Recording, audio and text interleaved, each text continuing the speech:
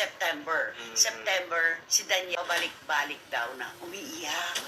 Umiiyak, mabalik kay Catherine, pero matigas na ang puso ni Catherine Bernardo dahil ang dami-dami nang nakararating sa kanyang mga kwento na ang iba ay dinismiss niya sa kanyang isip at puso, pero yung iba, pinahalagaan niya. Christopher Min, isiniwalat na umiiyak at nagsusumamo si Daniel Padilla para magkabalikan lang sila ni Catherine Bernardo. Isa umanong source ni Christopher Min ang nakapagsabing sinuyo pa umano ni Daniel Padilla si Catherine Bernardo. Matatandaan sa mismong kumpirmasyon ni Catherine ng kanilang hiwalayan ni Daniel, nabanggit niya ang umano'y pagkakalabuan nilang dalawa na kahit anong subok nilang ayusin pa ito, hindi na nila mapagkakailang hindi na umano nila maibabalik pa ang dati. Tila tugma naman ito sa nabalitaan ni Christine na umano'y umiiyak na nagsusumamo pa noon si Daniel upang makipag-ayos kay Catherine.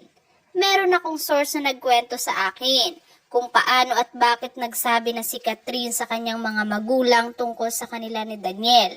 September si Daniel pabalik-balik na daw na umiiyak.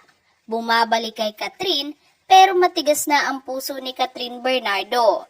Dahil ang dami-dami ng nakakarating sa kanyang mga kwento na ang iba ay dinismiss niya sa kanyang isip at puso. Pero yung iba, pinahalagahan niya, ani ni Christy.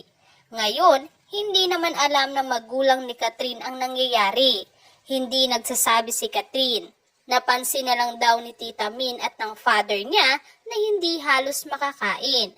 Laging malungkot tapos nakita ng mami na umiiyak. Nakarelate yung ina. May problema, pagpapatuloy pa ni Christy. Doon na bumigay si Catherine. First time na nagsabi sa kanyang ina na gano'n naman talaga eh. Kapag meron tayong karelasyon, pilit nating pinagaganda ang imahe. Best foot forward ika nga. Samantala, kamakailan lang matatanda ang binalot ng kontrobersiya ang Katniel matapos umanong maibahagi ni Ogie Diaz ang kanyang umanong nabalitaan sa isang source tungkol kina Daniel Padilla at Andrea Brillantes. Inulan ito ng batikos na humantong pa sa puntong inakusahan si Ogie na nagpapakalap umano ng fake news. At nito nga lamang November 30, halos sabay na kinumpirma ni na Catherine at Daniel ang kanilang paghihiwalay, na matagal nang naging balibalita bago pa man ipalabas ang pelikula ni Catherine na A Very Good Girl.